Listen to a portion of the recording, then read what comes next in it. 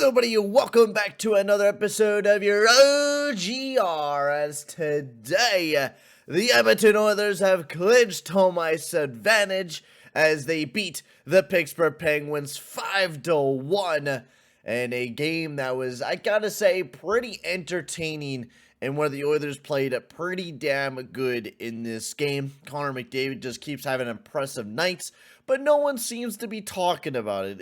Isn't it just incredible? Matthews scored 60 goals, which is an accomplishment in himself, but it's kind of funny how fans, and especially some Toronto fans, are just so out of it that they just, continue to pick on our players, even though McDavid is having probably one of his best years ever. Like this year, 4 points again tonight.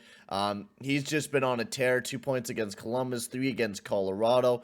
He has 122 points. He has an assist per game. I mean, the guy has been absolutely insane this year, and we still have 2 games left. So he's been incredible, and honestly should be in consideration, like high consideration for the Hart Memorial right now, because he's putting up a great finish to this ending of the year. Really, he is. He really is. So let's get into talking about this game. We'll get into the scoring summary and just about everything. Brett Kulak was up on the top pairing, so we're going to be talking about him and how well he played.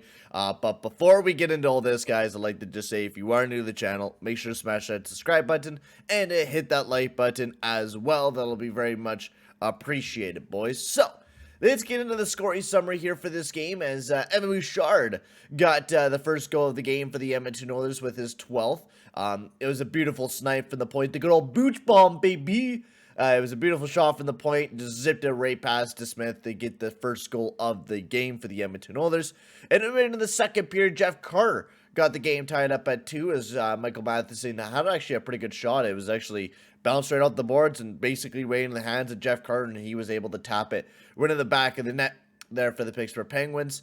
And then right after that, Evander Kane got his 22nd goal of the season by a beautiful pass by Yamamoto, hooking Evander Kane up to tap in his 22nd goal of the season. And then we got it right back, and in the third period, we really just walked away with it. Zach Hyman tapped in a big juicy rebound for his 26th goal in the season on the power play. And then Conor Mcdavid with just the incredible goal that I'm pretty sure dropped everyone's jaws to the fucking floor. And this is why it's like, he does something highlight reel and then no one else talks about it. Everyone yesterday was talking about Matthews hitting 60, which is a beautiful accomplishment at that. But McDavid's probably going to be passing Nikita Kucherov almost for 128 points. I know we got 2 games left and he basically needs 6 points, but he just easily put up 4 points against the Pittsburgh Penguins.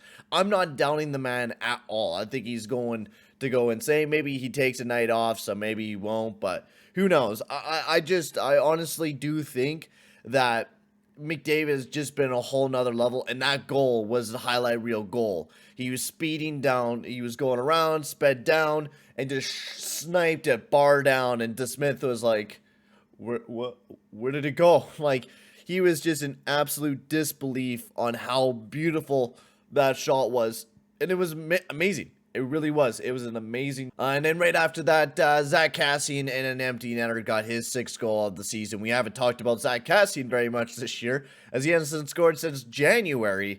So Zach Kassian got his 6th goal of the season to push us up 5-1. We actually should have been about 2-0 if you were to, account Evan Bouchard's goal, but unfortunately it was offside on the play as well. But he would have had 2 goals in the game. He would have been close to a hattie, which would have been incredible to see from Mr. Evan Bouchard.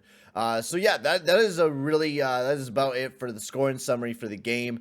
Honestly, the Edmonton Oilers played really, really well in this game. We gave it our all. We did quite well against the Pittsburgh Penguins. There was some times where they definitely pushed back, like especially near the end of the second period.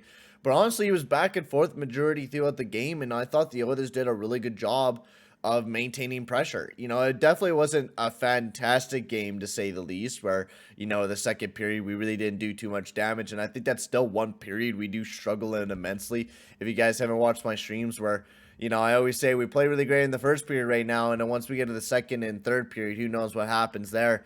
It seems like we still cannot find our game in the second period, but it seems like we've been finding our game in the third period, where we just play absolutely amazing going to the third period, and we just bring all the offense we could potentially bring, and that's what we did in the third period. We brought everything that we possibly can bring, And we'll get into talking about the team and everything like that because there was a lot of players that we got to talk about. First of all, Conor McDavid. Let's talk about him and how just absolutely fucking incredible this guy was tonight. He put up 4 points. He was amazing defensively. He was just all over the place, producing points, stepping up big time for the team. He was just everywhere, speedy, making beautiful passes, stick lifting. He was just doing everything for the Edmonton Oilers, and he just had a masterclass of a night for the Edmonton Oilers, and is a big reason why I'm pretty pumped up for the playoffs, because I think this is McDavid getting ready for the playoffs. This is him getting ready to go into the playoffs and whoop some ass, hopefully. I know I've been saying for, months that this team will most likely lose either in the first or second round. I was mostly saying the first round, but I can believe this team can make it to the second round. And that's probably the farthest I can believe them going to, but with McDavid right now, the sky's the limits, especially if you're going to get good goaltending like what Mick Smith did last night. Yamamoto and Kane were his teammates. Kane was all right throughout the night, but Yamamoto was really good. He set up that beautiful pass for Kane. And then Cassian did all right throughout the night, but I think his stats are boosted up because of the empty netter. No one else really had a good night. Draisaitl, McLeod, and Hyman didn't have a very beautiful night. They weren't amazing defensively, nor did he generate a whole lot of offense either. Draisaitl had a bit of a rough night for the Edmonton Oilers last night, but we had our big stars take the lead and did really good. Brassard didn't have a bad night either. I seen him generating some plays, and I think that mostly that Shore, Cassie, and Brassard line wasn't terrible. They didn't have a bad night. They were actually pretty good on the forecheck. They were pressuring the Penguins, and they were thrown out there at the right times. So I didn't mind that line throughout the night. And Nuge, Fogel, and Ryan, they had an night. And I think you're going to mostly see that out of that line. Sometimes they're going to be really hot, and then other nights they're just going to be not as good, not as warm. They were kind of cold last night. So moving to the defensive core, though, Kulak and CC were absolutely amazing. And I was talking about how CC and Russell didn't work last night, and how we should kind of swap the pairings, maybe give Kulak to CC, or if I didn't say it, I was definitely thinking it.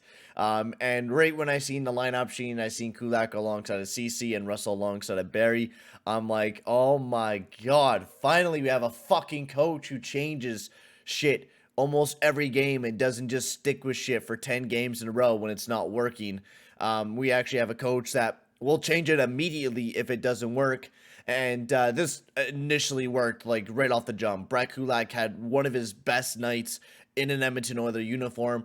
He stepped up, played 21 minutes. He was stepping up in Darnell Nurse's position. He was playing a lot of minutes. He played amazing defensively, not just that, offensively. He was that puck transporter for CC, and he did really good throughout the entire night.